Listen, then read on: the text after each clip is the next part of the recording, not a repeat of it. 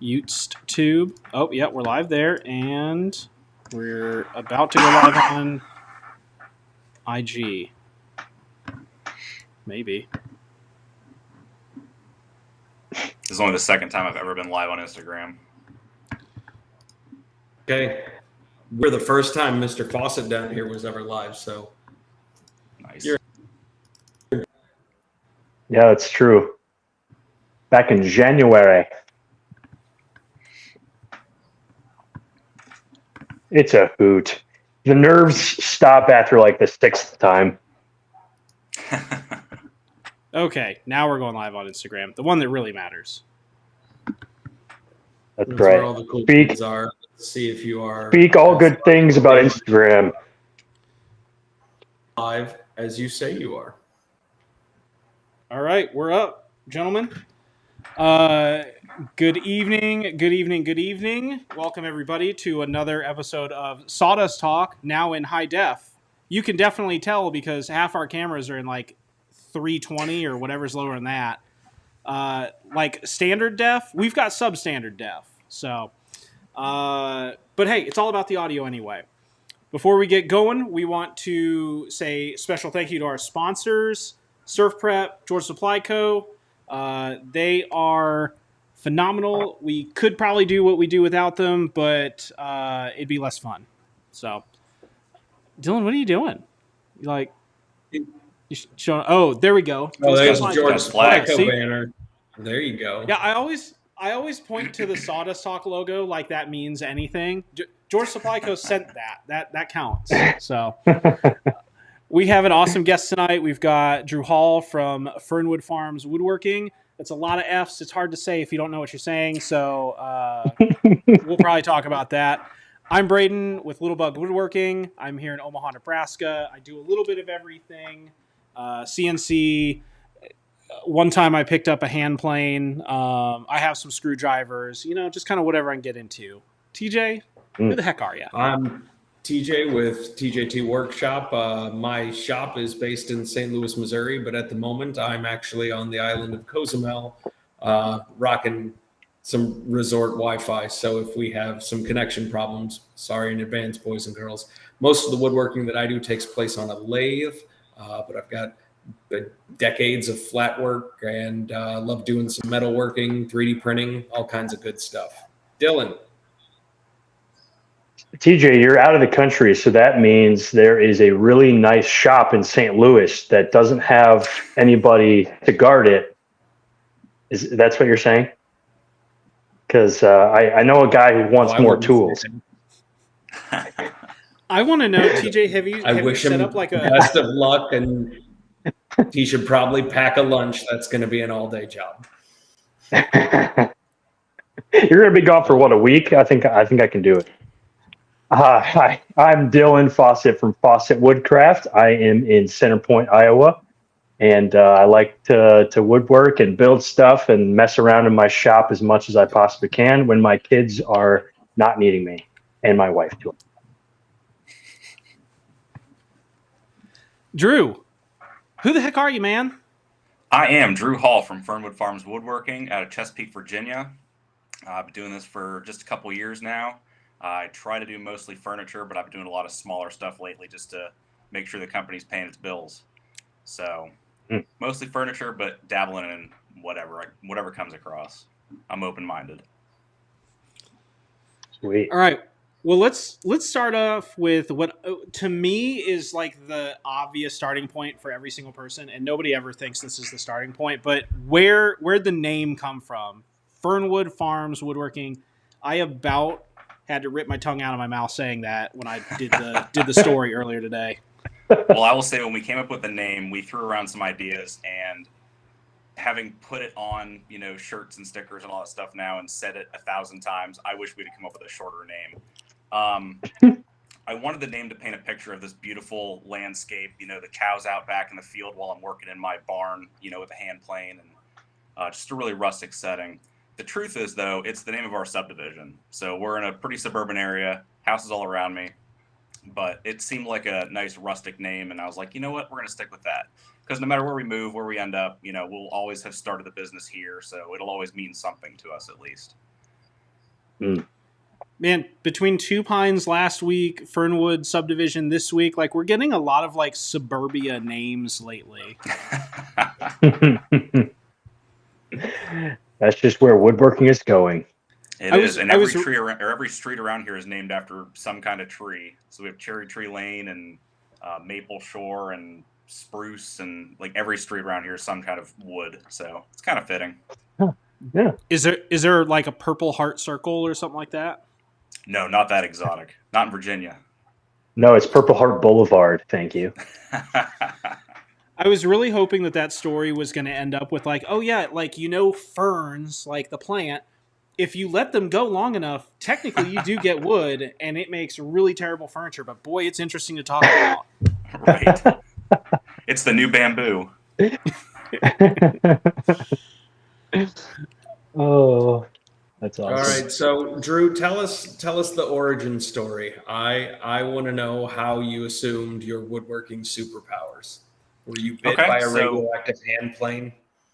We have a really weird shaped hallway in our house, and for a couple years we talked about getting a little hallway table to put there, and then COVID happened. A ton of people picked up the hobby during COVID, and found these plans online for a little trestle table, and I already had some tools for fixing up the house. I was like, I have everything I need to make this, so I built one, and then had some other people they liked it, they were interested in it, so I made a couple more, put one on Marketplace. They started selling like crazy.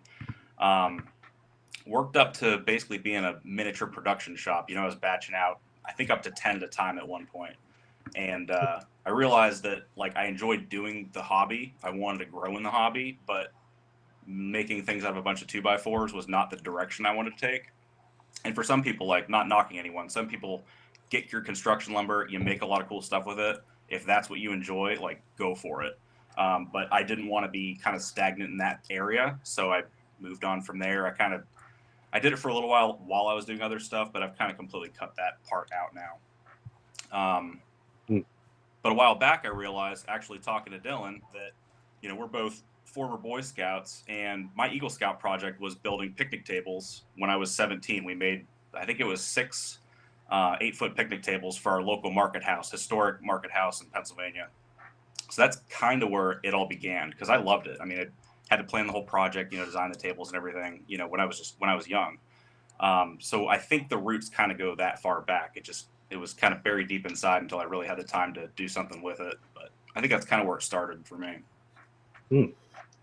Gotcha. Do you have plans to try and take Fernwood Farms Woodworking to a full-time kind of thing, or do you think you're going to be playing Navy full-time and woodworking for funsies? Well, I have 5 more years in the Navy till I can retire. Actually, as of last Sunday, I hit my 15-year mark. So at least 5 more years I'll be doing that. I would love to be in a position in 5 years that when I retire, I could take this full time, but there's a lot of woodworkers around here. So finding the niche is really going to really come down to... Sorry, what's that word? You mean niche? You heard me. Niche. Really what's going to make or break that. If it stays a hobby / part-time business, because we did incorporate last fall, it made sense at that point to go legit, I guess. I'd love to be full-time, but I really have to carve myself out a market share for that. One of the buddies I met at Workbench Con, who lives 40 minutes from me, he got a contract with a company that he makes blanks for plaques. Like he batches out. I think he's contracted for like $500 a month or something like that. You're talking about Ryan? I am talking about Ryan. You know Ryan? I know Ryan. I see those reels of his about those plaques every week. He's right down the road from me.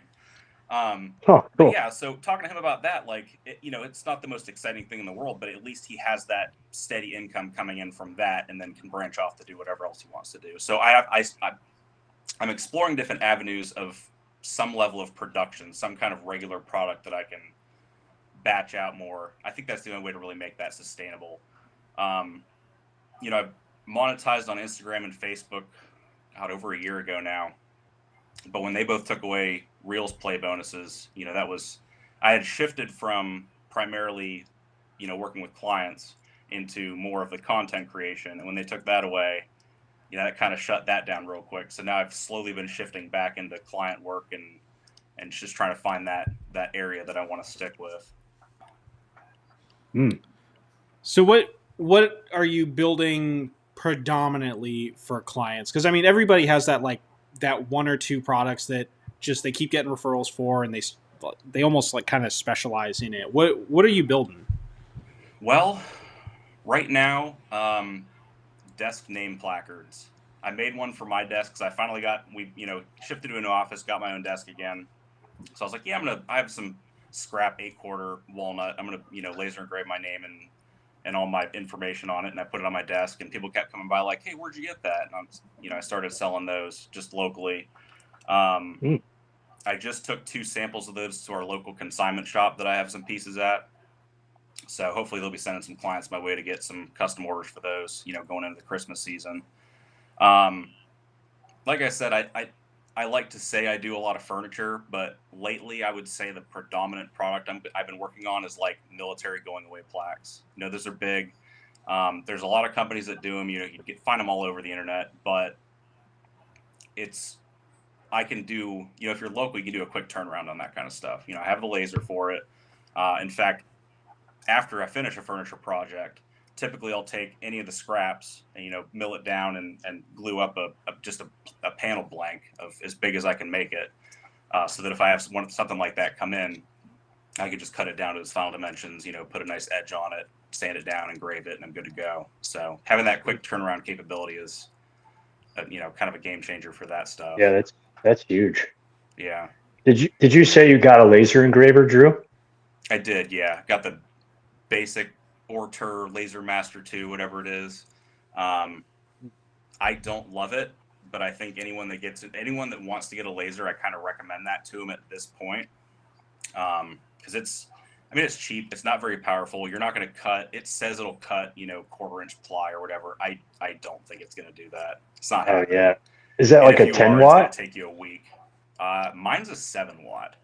7 watt. Okay. Are you sure yours is a 7 watt? Because I have the Alfaro Laser 2, which it sounds like we have the same one, and I thought it was a 7 watt laser until I started looking at the actual specs on it, and it was like it's like a 1.6 watts. Like it's basically a laser pointer.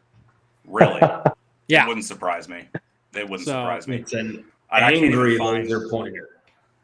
I can't even find my model of that like online anymore. All the ones I see have the little yellow shield around them now, and mine doesn't even have that. So, oh man, it works. It works for what I'm doing. Honestly, the only issue I've come across is I had a buddy text me. They got their executive officer at their command. They got him a glass top humidor, and he wanted to get it engraved. And I was like, well, it's glass. It's not wood. So I got we went to Dollar Tree or whatever and got like a $1.25 picture frame just so I could play around with it and see. And I couldn't get it to work right, but we've kind of developed sort of a little local community of, people on Instagram that are woodworkers. So I texted another guy that, goes to the same consignment shop as me. I was like, hey, I know you have a better laser than me. Here's this file. Can you make it work? I think he had to run it like 3 or 4 times, but he got it to work. And I was like, all right, I'm going to give the guy your number. It's your project now. You did the legwork. I'm not trying to, take it away from you. If you can make it work, here's his stuff. So. But with that's glass, it's limited me on. Yeah. With glass, don't you have to coat it, right? I tried that. The issue was, so it was engraving, but I wasn't getting the definition quality that I wanted out of it. And part of that honestly could have been it was a cheap piece of glass. I mean, I don't know what grades of glass there are, but again, a $1 picture frame. I don't know. It's not wood. I wasn't really interested in it. If I didn't know the guy personally, I'd have been like, no, I don't do that. But trying to help him out. Well, and I mean, you talk about like carving out a niche and like to stand out as a woodworker in your area, but it seems like if you have, and I'm starting to kind of find that here, it seems like if you've got a military base near you and you can do retirement gifts, it seems like it's just like printing money at this point. I know, like, is like somebody's always retiring. Somebody always, you just need to hit like here's the different levels of like how retired you're going to be, right. And then you just print the money. My only issue with that, and you're right, that would be a good steady revenue stream if I get into that. But my issue with that is going back to the hallway table I was making a ton of. I don't want to get stuck in a rut of plaques and shadow boxes, and that's it. Yeah. And there's a lot of company, and so the flip side of that too is I know personally, and I see a lot of other companies that I don't know personally that do a really good job because that's all they do. But so when I quote some of these projects that, hey, I want this shadow box, I want it to look like that, I'm like, all right, here's the price. Like, I'm going to tell you now, like, I'm happy to do it for you, but I know these guys over here can do it cheaper, to be honest. If I can't quote a project at a price that I feel is fair and I feel like someone else can do it better, and it's really counterintuitive to business, I admit that. But I know if it's not like my specialty and if they're going to get a better product at a better price somewhere else, I'll let them know. That's kind of always been my philosophy. I'm not chasing down clients just to, get all that money. It's just not worth it to me. So, as a piece of furniture, go ahead. Oh, I was just gonna say, I feel like we need to sit down after this, and we need to have a discussion about like marketing and not sending your business to other companies or other businesses. Right. I'm really passing off a lot of people on we need like a real quick business 101 class. I'll play devil's advocate though. Okay, I will take your side here, Drew, and that is, thank you. Do the woodworking projects that bring you joy, right? Like I love money. I have some money. I keep it in a jar somewhere on my face. Anyway, but like which is not guarded right now, by the way. All day. If bringing you joy, if you do a one ticket to being right, exactly, you can go away to the bank. I get it, right? Mm-hmm. But I personally would rather solve problems and make something unique every time and be broke, right? Than be stuck sweating over top of a router table trying to put what's the word I'm looking for? An OG on a plaque, right? Like, right. Now I got you back on this. I've had a couple clients that I've turned away with certain projects that have later come back to me to say, hey, what about this? Quote me on this. So it's not like I think they respect you more as a business by saying, hey, I'm not the best one for that job. They're not going to count you out on that.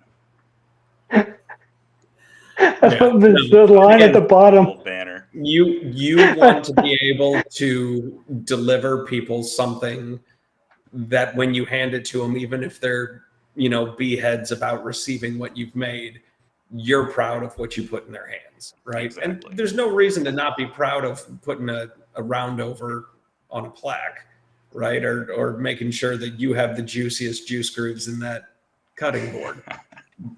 But find the pleasure and chase the passion, right? And if that passion is, going to the lumber yard and finding a piece of 8-quarter whatever it is and processing it down so that you're in control of every step, you don't get that when you shop in a big box, Exactly. So I got you back. I do feel the need to counter though that finding your joy, I find tons of joy picking out lumber from the lumber yard, but at some point you do have to then sell the product. So you can't skip out on collecting hardwood.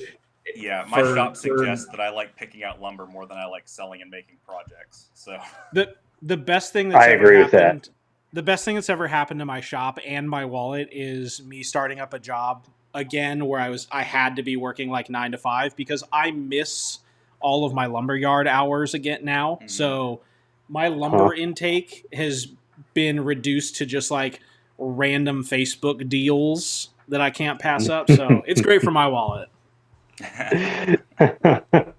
Absolutely. I have gotten away for I think about 6 months now. I've hardly had to buy any lumber because you like that wood? What about mahogany? It's beautiful. Trust me. So that's working for me too. Clearing off the shelves a little bit. Rich mahogany just reminds you of leather-bound books. You like leather-bound books, right? There you go. Drew, I want to know about your delicious Harvey bandsaw. That thing is a monster. And so it's my first bandsaw. I don't want to say I'm an expert tuner, but it was pretty easy to set up.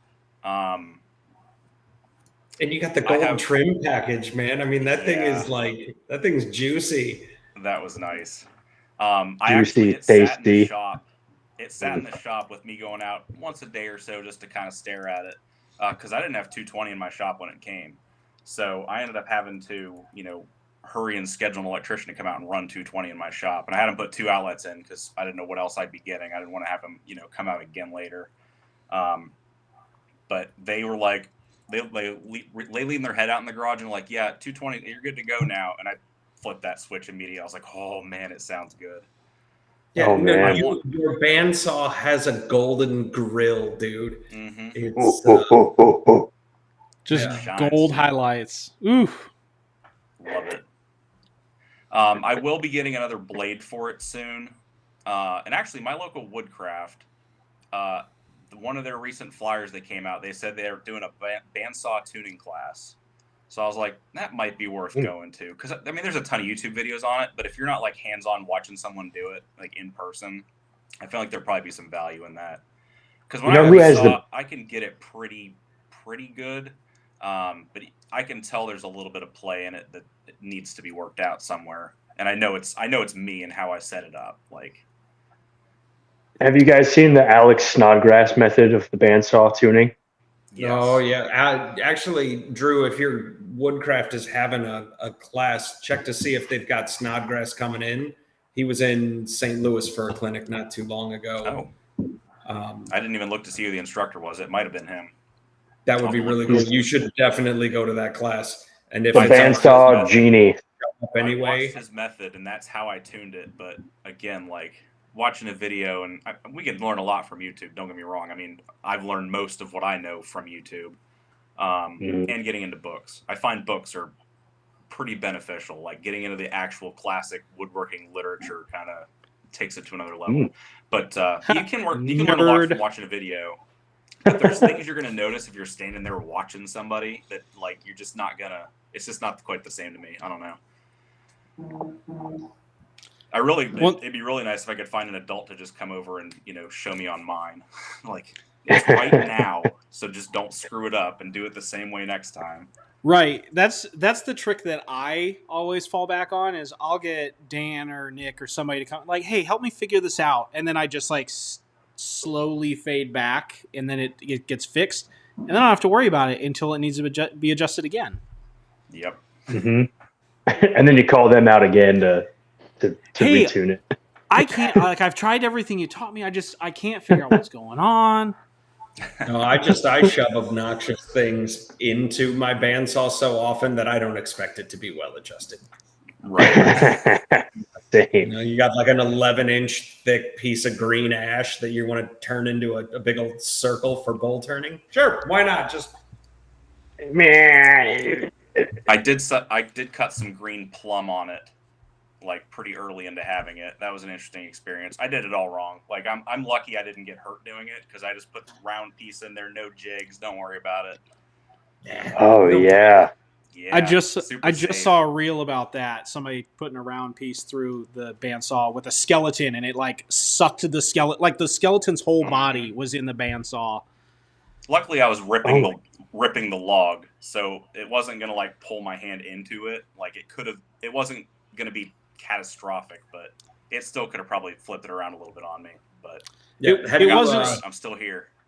Have you popped a blade on it yet, or gotten one stuck, or bent one while you were making a cut yet? I haven't, but I will say we went on vacation in August, and I took that as an opportunity because like things were kind of slowing down, wasn't getting a lot of orders, so I took probably a month and a half off. And I finally got back in the shop, and to me, like if I'm having motivation getting out into the shop, the first thing I'll do is go out there and clean. Like if I go out there and just start like putting stuff away, cleaning up some sawdust, I'll like start finding people like, yeah, I'm gonna make this with that, you know.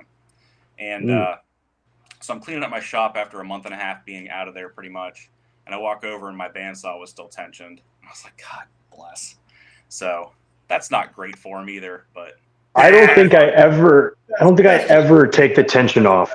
I didn't know we were supposed to. If you want to. Oh, geez. I don't think I ever do that. I haven't done that since the first day I bought it. Maybe that's part of the problem. I don't think I've ever taken the tension off. I just thought they made it a really convenient, easy, big lever just for when you had to change blades every now and then. No, I've always heard you got to do it every time, but it's probably the cardinal sin of bandsawing that where everybody's judging us right now. I think you're supposed to, Drew. I think you're right. You're probably the wise one here. You're also probably not supposed to wear down the ceramic guides on your bandsaw very quickly also, but they're replaceable. Make them replaceable. You're good. Listen, I operate under one rule. It ain't dumb if it works. That's true. Yes, By Any Means Woodworking, a book by Braden. Love it. Speaking of... Unless it's just shit luck. Speaking of it ain't done but don't work, one of my early reels that blew up and took off, and it was like kind of one of the first things I got a lot of hate comments for. And I wasn't the first one to do it by any means. Like I was just passing along the knowledge because I found it useful. I don't have a track saw. I'd like one, but they're expensive. So I had a 4-inch level, and I've since got a 4-foot level, and I've since got an 8-foot level. So I was like, that's a really small track. Yeah, right. I would clamp down my 4-foot level if I was cutting down sheet goods and use that and run my miter saw along it. Works great. Mm-hmm. People hated that. They thought it was the dumbest thing ever. And then they're like, because I would put the narrower side of the base plate on the part that I wasn't cutting off, and people would lose their minds over that. But the motor sticks out far enough that I couldn't go the other way. So it's like I don't have an option. It's not like I'm screwing up my cut. You just got to hold on to it. And people lost their minds. You're not brushing your teeth with the circular saw, right? Like, you're probably going to be fine. One would think. But not according to the internet. Right. It's funny. It's funny because you'll say something like that, and people on the internet just like lose their ever-loving minds. But then we see like the Instagram reels where the guy takes the entire portable table saw and like uses it to like track saw an entire stack of plywood, and people are like, that's a great idea, why aren't we doing that? Yep. Because you die from doing that, that's why. Look, Unsatisfied Baby approves your methods. I'll bet that baby detensions his bandsaw too. Yeah, that baby totally detentions the bandsaw. Yeah, you can see in his eyes. Yeah, he's watching. And he probably doesn't keep his cash in jars on his property. I mean, that's a Ron Swanson move right there. Allegedly. The other one was so I got the 8-foot level, and I clamped that to my table saw fence. So you a Ron Swanson move. There you go. If you have one edge of the board that's not quite straight, if you use a longer, fence, essentially, you're just extending your fence, it will keep that board running straight through. People just could not wrap their heads around how that works. It's mind-blowing to me. It's a very simple concept, but yeah, you got a lot of hate for that. It's good content because people will comment, but... Yeah, and it just makes your following even better. Mm-hmm. So you have a fairly... better than I'm just saying it's better than the bots that follow me, so... Oh, we all have those. TJ gets a lot of babe bots. He gets the babe bots. Mm-hmm. Share to your mom. That and the hey, we want you to be an influencer for our sunglass brand. Yeah. Oh my gosh. Yeah. Fiction sunglasses or something along those lines. It's so ridiculous. They just keep sending me sunglasses. I have like 80 pairs of sunglasses. I've gotten like jewelry companies like, hey, you want to wear our jewelry? You seem like a perfect representative for a company. What? How? It's all that belly button content of yours. Oh, right. My belly button ring. I didn't even think about that. All right, so Drew, you have what? I was going go ahead, to Mexico. ask. I was going to ask. So Here's Drew, the plan. You get to choose, right? My question for you, sir, is what is a project that you that is chewing away at your subconscious? Something that you're like, oh, I really got to convince someone to tell me to make this so I can do it. So there's nothing that I really want someone to ask me to make, but there's two kind of bucket list projects that I have. One is the I think it's Queen Anne Highboy. The really elaborate, really tall chest of drawers. Those look really challenging, and I'm lucky. Colonial Williamsburg is like 40 minutes from us, so we have passes up there, and they have one that they've been restoring up there. So I got to talk into the not the joinery shop, the cabinet maker shop, and they were kind of walking me through it, telling me the history of it and everything. And I really want to make one of those. They're kind of impractical because like the top drawers are above my head and I'm 6'1", but they're beautiful pieces of furniture. I think that's one of them. And my other one is, you guys familiar with the Gerstner machinist tool chests? Gerstner. Sure. Gerstner. Okay. Yeah. Machinist tool chests and the dentist cabinets. Have you seen those? Yes, I have. Yes. Those are cool. All those little that's on the drawers short and getting list the also. slide just right and getting all the measurements just right so it works year round no matter what the humidity, and just that project to me would be really cool. And it's funny because I've been talking about that for a year and a half now, and I see Jimmy DeResta posted like he has plans for a very similar style one. He posted like yesterday or 2 days ago. He stole it from you. Damn it, Jimmy. Right. But Gerstner, I mean, so my dad was tool and die for years. He had, I think, 2 of those chests, and they're like kind of coveted. Like they're, high end. Once you like made it in the industry a little bit, you'd get yourself one of those. So the classic ones will go for the bigger ones. I mean, they're like $1,000 for these chests because they were like handmade in Ohio, like people actually physically putting them together and everything. They've since outsourced a lot of their stuff to China. So the name doesn't really carry the weight that it used to, but like the vintage stuff is still really, desirable for people. It'd be cool to have one, but it'd be way cooler to make it, since it's kind of what I do. Those 2 projects are kind of like my bucket list. One day I'm going to get to these and that'll be a thing. But they're both, I mean, there's a ton of hours in both of those. Braden's turn. When was what? Braden's turn. TJ was pointing up to Braden because he was trying to go in first. Go ahead, Dillon. I was just going to take the conversation a different way. So if you had a question about this thing, you could. I was intrigued earlier when you said when you first made that trestle table, you said you got like 10 orders right away. How long did it take you to get those orders, and how the hell did you do that? Because that's not an easy thing to do. Right away is relative. So the first order outside of ours was my mother-in-law wanted one. And then I made another one for a family friend. Then I posted on Marketplace I think I originally posted it for like $180 just to see what it would do. It didn't do anything. So I dropped it to $160, then $140. And then I found $120 was like the sweet spot for those. So I started getting a ton of orders at $120, which early on, like I think the materials came out to about 65. And if I batched them out, it would take me about 3 hours. So not great, but I was using very basic tools. It's not like I had anything that these projects required that like most people don't have in their garage. So it's not like I could really charge a premium on my labor because I didn't have much experience and I wasn't doing anything fancy to them. So 120 was the sweet spot for a while, but I got to where I would get enough orders that I was kind of overwhelmed as a single man shop. So I bumped the price up to 140, and that was kind of the sweet spot then for I'm getting a few less orders, but I could keep up with them, and there's a few more bucks on each sale. So I did that for a while. They were 6-foot tables, and then I started making 8-foot models as well, because a lot of people that had a longer hallway and wanted something longer, like you can't go to IKEA and really find 8-foot hallway tables. Like those aren't a common thing, and they get very expensive fit in a box quickly. Right. So for $180 to get an 8-foot table, like there was a pretty good market there for that. I took the same design and kind of made some modifications, and I did some like desks and like behind the couch bars. So I would push the trestles were in the middle, front to back. I would push them to the back edge so you could like sit at it.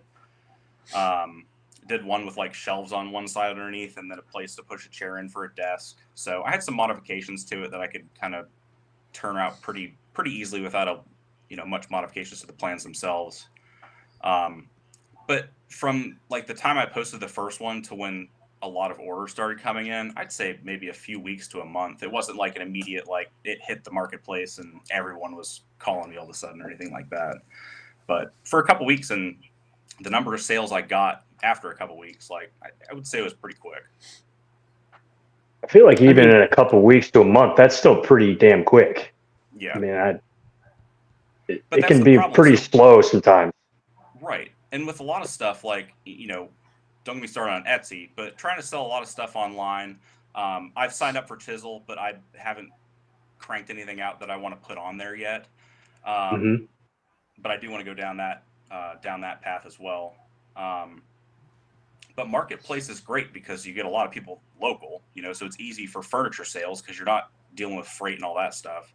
I had a couple people try to buy these tables that were like hours away from me. I don't know if they set their Marketplace parameters too wide or what. And I'm like, I'll deliver it to you, but it's like you're going to pay more in me getting there and back than the table's worth. Like, do you really want to do that?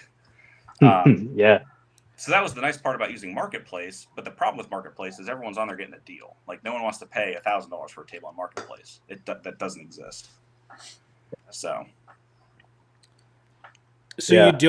You don't think that Facebook Marketplace is where everybody's looking for like handcrafted, hand designed, not IKEA priced products? In my market, no. I'm sure that there are some markets that people are looking for that stuff, but it's not here. Or they just didn't like what I was making. I don't know. It could just be me. Never know. Maybe it's just you, Drew. No. Exactly. I don't think that's how my market is either. Yeah. It's Facebook Marketplace has turned into like the Craigslist version of selling. And Craigslist at this point, does Craigslist still exist? Like, I have no idea. I think so. I don't know why. It's I think really it does. sparse in St. Louis, but still exists. And I didn't tell you boys and girls this, but that's where the good lumber deals are. They're hiding in the depths of Craigslist and you're not fighting anybody for it. I have heard that. I better start looking there. I have a hard time trusting. There's nothing there for you to find. I just have a hard time trusting people selling wood from their garage because who knows what the moisture level's like. I know you can check it, but I don't know. The stability of the wood is questionable to me. Yeah, but these people with their lathes, they don't care. Yeah. Well, that's true. You and your lathe So you don't have to worry about stability. I don't know if Luke is in the chat elsewhere, but yeah, no, Luke's Custom Woodworks out of Illinois will go to great lengths to get giant logs with me. It's a good time. My problem, Dillon, with I'd almost suppliers is like every time I go to get lumber, I'm looking for a specific species and a specific number of board feet. So like I know there's cheaper yards around me to go to, but the yard that I typically go to, I do pay a little bit more, but I know for certain when I pull up, they're going to have what I need, like on the shelf. Like there's no questions asked. And to me, like that's kind of valuable than, spending my morning calling around. So there's that. Yeah, that's fair. Dillon, I just got to point out the moisture issue. I mean, heck, we had Cam with that big issue with that slab from Gobi Walnut. So I mean, end of the day, moisture's going to be everywhere. So true point. As long as it doesn't like drip when you pick it up, let it sit around for a while. Oh. So Drew, there's wood piled up in various places because it's drying. It's not ready yet. As long as I can have whatever I want, as long as it stays within the confines of my shop. My wife doesn't care what I buy, what I like, how much wood I have. As long as it fits in here, The second it spills anywhere else, problem. We have a problem. Nice. That's a keeper right there. You got a keeper. We literally bought this house to get me more shop space because she was tired of parking outside in the wintertime. So we moved to this place because of that. So I got to keep her. Although I started the print farm, the 3D print farm inside, and luckily it's in the basement where she almost never goes, but she knows I'm starting to just like take over and hostilely acquire different rooms in our house to turn them into other things. So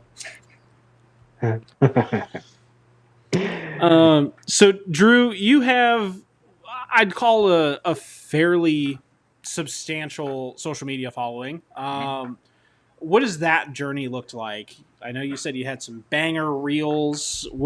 How'd you get into it? How'd you grow? What about it? So my key that led to my growth was I kind of wrote down a schedule on a piece of paper of what I was going to post and when.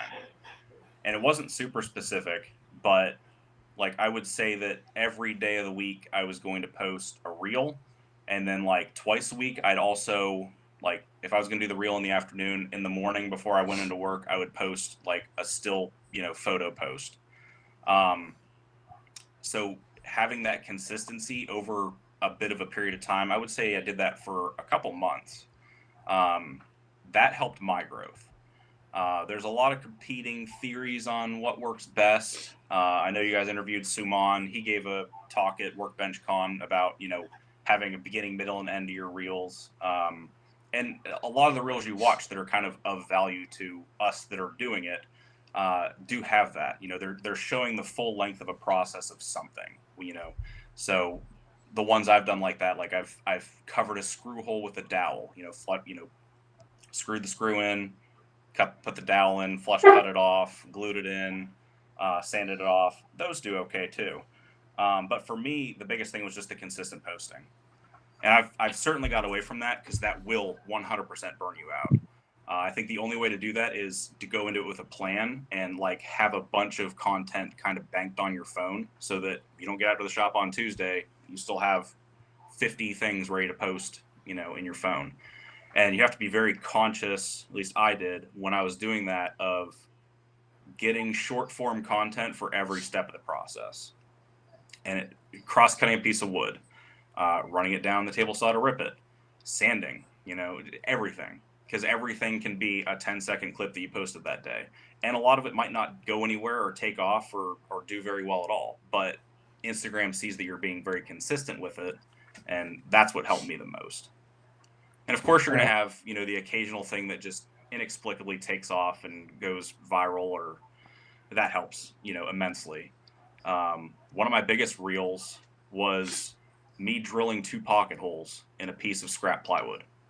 I was not making anything. I was like, I need content today. There's my pocket hole jig. Let me just, that was it. Pulled it out of the jig, showed the 2 pocket holes, 11 million views. Like, why did that do well?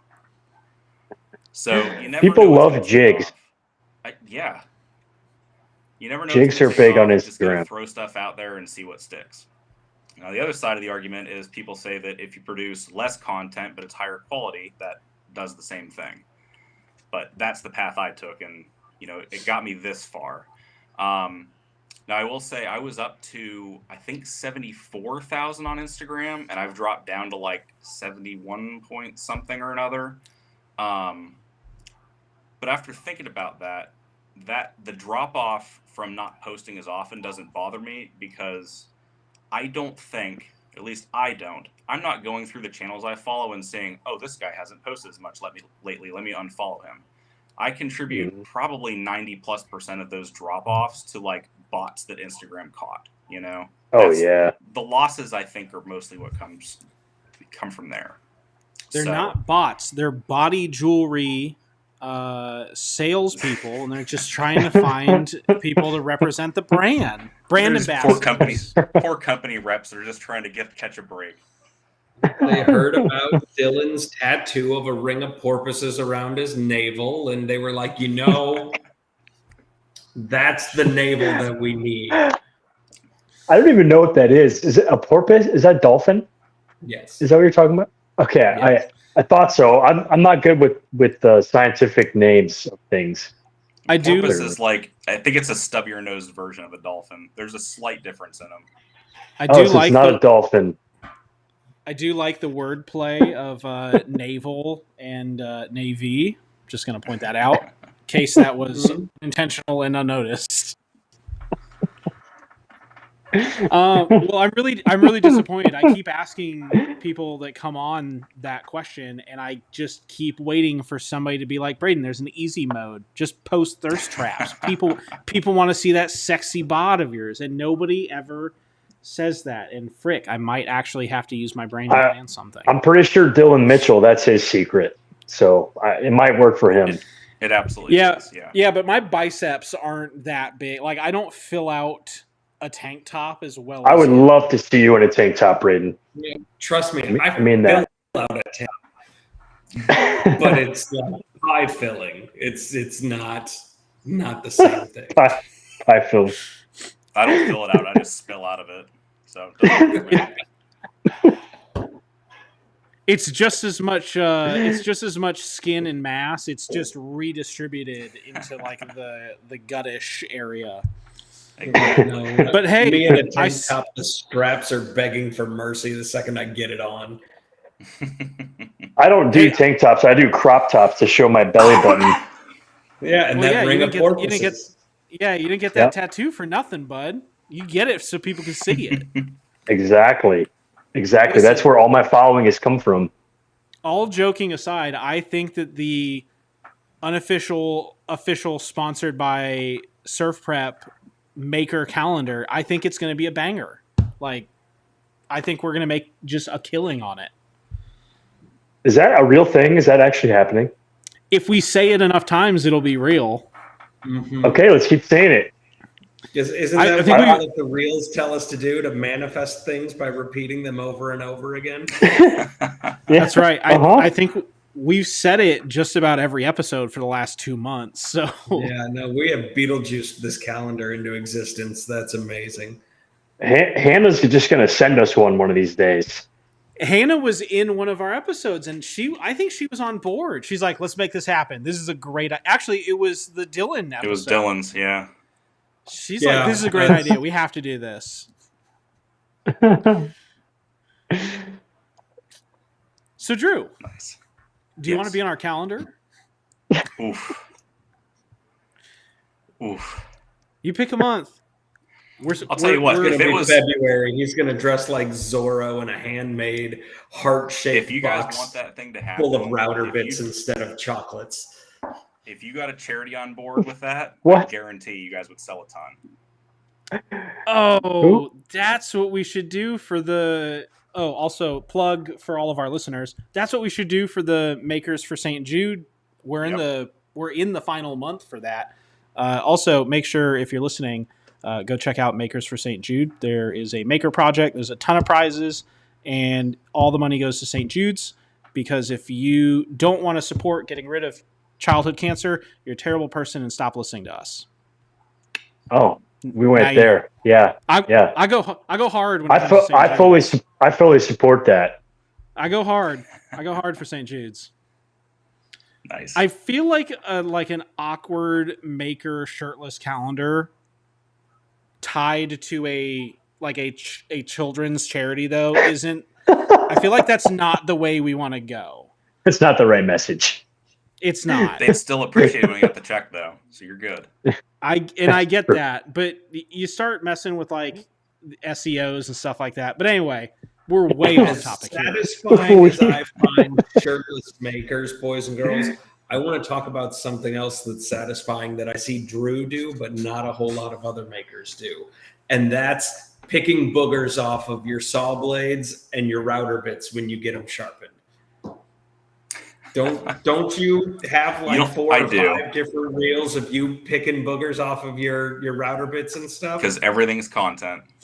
Dude, that's really good stuff. Like, and when you like started to say that, not only is it unique, but like, oh yeah. I was thinking, did I pick my nose while we were doing this? Like, you had me scared for a second. I was thinking, no.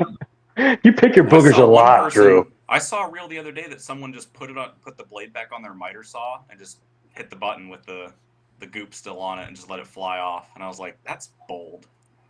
That's I kind of don't cool. think I'd want to do that. I kind of want to try it, but I kind of want to try it now too. Do I have any new blades?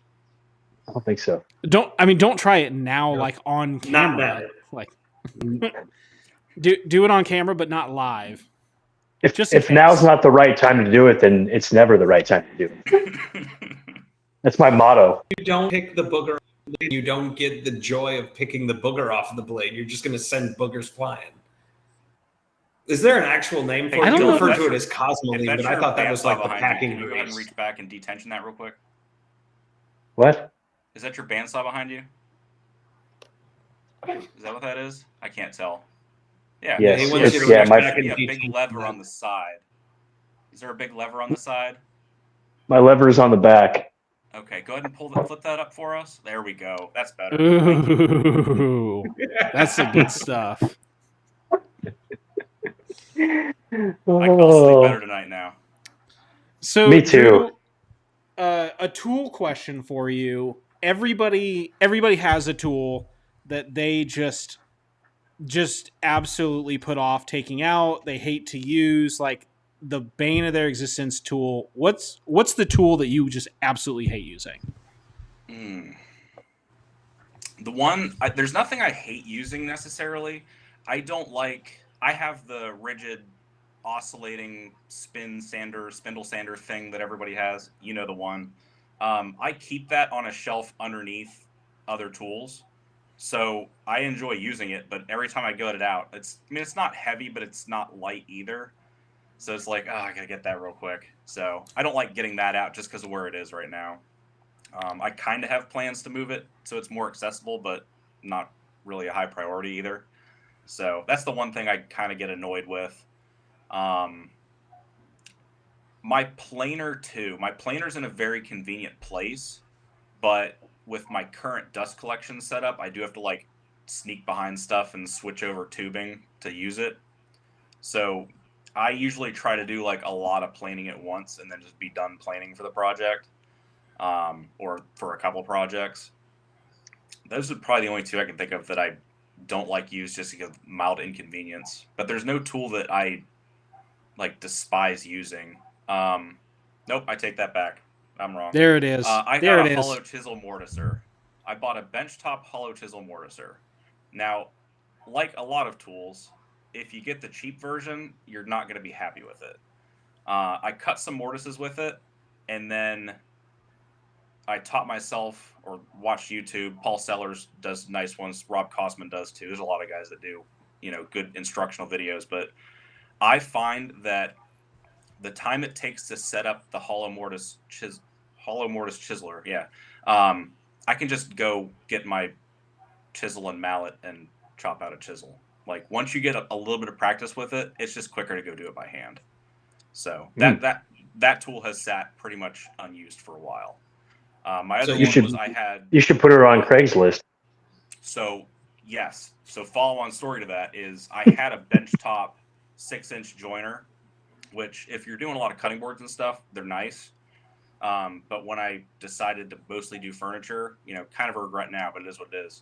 I did put it on Craigslist. And the nice thing was because of the beautiful inflation we're dealing with right now, I was able to sell it on Facebook Marketplace for the same price I bought it for new. So that was like that was a win. Got it out of my shop. Kind of wish I still had it, but yeah. If I want to get another one, it's not like I lost a penny on it. So. Mm-hmm. All right, so it sounds like. So I have to ask about your. Did you get a routing plane with a series of steels along with it fairly recently, all cleaned up? Yes. So my step-grandmother passed away about a month ago now. So my stepdad and his sisters were going through her house, and his father passed when he was like 19, so I never met him. But apparently he had done some woodworking when he was young. So yeah, I got a Stanley number 40 because he sent me pictures like, hey, would you use this? And I'm looking at it and I'm thinking, well, number 45s are kind of obsolete a little bit. Like a router's quicker, but when do you have the chance to get a hand-me-down, Stanley number 45? So I was like, yeah, absolutely. I'll clean it up. I might even do a YouTube video on cleaning it up if I, figure out what I'm doing. I kind of, a little bit imposter syndrome. I've never done that before, but it could be like hey, here's a rookie trying to do this. But yeah, beautiful number 45. Refreshing, actually. It came with 20 irons, a lot of different sizes and shapes, and I do want to get it cleaned up and use it. But I have a tool wall kind of above my workbench. That's not really a workbench. So if nothing else, it's going to look pretty on the wall. But it is a nice piece, and I mean they're hard to find because they're just such a specialty tool even back in the day. And I don't see a lot of people. I mean, obviously, Veritas, Lee Valley, they're all making, most of what Stanley used to make, but I don't really see a direct translation of the number 45 around anymore, at least not, with a quick search. So it's a cool tool to have, and I will get it to where I'll at least use it a bit, just to get the experience with it. I have shifted a little bit more toward hand tools because, like you were talking about, it's about satisfaction. There's things you can do quicker with power tools, but if you've never tried hand planing, even with a block plane, just, roughen or smooth it over an edge or something like that, there's a lot more satisfaction out of hand tools. And if you can incorporate it into your workflow, yeah. Mm-hmm. So I'm looking forward to trying it. I think I'll never go CNC. I don't think. I see you're behind you. Because so part of why I got into woodworking is I sit at a desk in front of a computer all day, and I see the cool stuff people do with CNCs, but I look at it and go, but then I'm back behind a computer. Like I just that's for my fair. satisfaction, it just doesn't translate to my workflow. Listen, for me, a day on the computer in the shop is better than the perfect day on the computer for work. So, that's true. I'll give you that. Put that on a t-shirt. Plus, the robot minion never complains, doesn't need health care, doesn't need health, benefits. It's fantastic. True. I don't knock people that have them. I keep going back and forth with it, but I don't think it's not anytime soon. I know that. You could always get yourself a smaller one, like the Woodworker, like the 32x32 from Onefinity. Just a little something. I considered that too, but I know with the laser, with the hollow chisel mortiser, with the 6-inch benchtop joiner, I've kind of got to the point where if I'm going to add a tool to the shop, it's going to be like the last version of that tool I get, if that makes sense. Sounds kind of snooty, but like if I'm going to go CNC, I'm going to get like a 4x8. Like I want to do a full sheet of plywood, because the other side is looking at revenue streams and stuff. My next big purchase is probably going to be I think it's Laguna Supermax 2550 drum sander, because the way I see that is, one, it would save me a lot of time, but they're pricey. But we don't really have anyone in our area that's offering like slab flattening and tabletop flattening after glue ups. And the one millworks shop that does it gets backlogged like pretty often. So even for other woodworkers, because I know quite a few around me now, just to be able to put that out and say, hey, if you need something flattened, sanded, whatever, I have this. Here's my rates. Drop it off. I could see that being beneficial. But the CNC would add to that, because a lot of people use them for slab flattening. So if I get a CNC, it's going to be the last CNC. So I get that. I was originally looking at a 4x8, and then I realized that I should probably get maybe something that wasn't that pricey, considering I had literally never run a CNC before. That was my wisdom. But I do have a spot here for a 4x8 at some point. So buy once, cry once. Yep. But hey, all I'm hearing here is that Drew Hall absolutely hates CNCs and people that use them. That's what I heard. That's what I heard too. Tell all your friends. It's just ridiculous, Drew. So I'll watch the sensitive. email.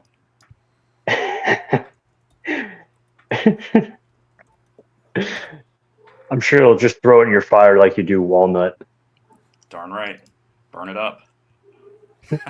Drew Hall equals hates CNC.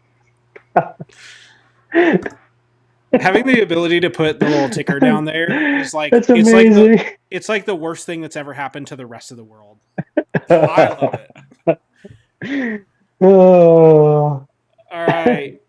Drew, we are coming up on an hour, so before we start to wrap it up, I do want to thank our sponsors again. Thank you so much to Surf Prep. If you need a sander, you can save 10% using code Sawdust Talk, which is great because that's 10% of that cost that you could use to go buy a CNC or some shady Craigslist walnut. So it seems like a deal to me.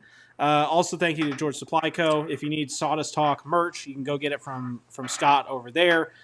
He'll give you the hookup. Plus, he's got CA glue. Makes things stick. That's what we're all doing It's here. great. So, It makes your fingers stick really well together. That's right. Really works Right there. very well for that. I got mine Make over sure here. Make sure you go check Sorry, out keep going. Make sure you go check out the Maker Project going on right now at Makers for St. Jude. It's a fantastic charity. It's a fantastic cause. There's a ton of brands and makers that have all donated prizes. There's raffles going on.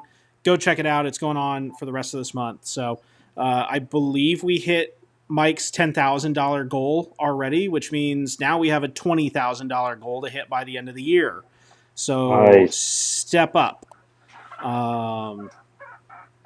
If you want to listen to this episode or any other episodes that we've done with Sawdust Talk, you can check us out on Instagram, YouTube, Spotify, Apple Podcast, Radio Public. You can find them on all the apps. We're on all the apps. We're hip young kids. So go check us out. OnlyFans too. Subscribe on OnlyFans. Wait, no, not yet. Not yet. Not yet. Not yet. Not until the calendar comes out. Not yet. All right. That's all I got. TJ, take it away. Drew, for all of the cool kids that are listening in, I would love for you to share with us as sort of a parting thought, a reason to kick the door to your shop open, go out, make a mess, pick up a tool. What do you got, bud? Well, bringing it right back around to earlier in the conversation, you said it well. If it doesn't bring you joy, don't do it. Don't constantly chase what other people are doing on social media and the really cool projects you see if it doesn't bring you joy. I mentioned earlier that I started off in 2x4s and 2x6s. Some people stay with that, and if that's what you enjoy, stay with it. Don't take the peer pressure online to step too far outside your comfort zone and do things that you are not going to like get a CNC. But also challenge yourself. Don't get stuck in a rut, and don't be afraid to step a little bit outside the box and do things that you haven't done before, because you might find something you enjoy more than what you've been doing already. So those would be my 2 pieces of advice for people. I can dig it. And burn your scrap walnut. No, you're not the It gets boss. you lots You of cannot gets you make lots of it. angry comments. I will That save. half-stick piece of walnut is never going to be used. Burn it. Make I will s'mores. save every piece of scrap that I can on this earth. If I do it for Dan, if I have to figure out a way to get your scraps, I'll do it. But all right, Drew, thank you so much for being on. It was great getting to know you. Everybody in the audience, go follow Drew. Drew, what platforms are you on? I am on Instagram, Facebook, TikTok, YouTube. I'll probably be starting back up a little bit more active on there. I have a Twitter. No one uses Twitter. So I think that's You about mean it. X? Twitter. X. X. Exactly. And thanks for having me, guys. It was a lot of fun. Yeah, no problem. Just to clarify, which platform do you have the most thirst traps on? TikTok. It's the way to Perfect. succeed on TikTok. Oh yeah. Well, Very thank you true. so much. Everybody out there, next week we've got Shane from Shane's Hardwood LLC. I'm going to be honest, I've never been scared to have a guest on before, but I might be a little bit for this one. So we'll see you guys next week. Same bad time, same bad channel. Bye. I'm gonna go pack my lunch and raid TJ's shop. Good luck, buddy.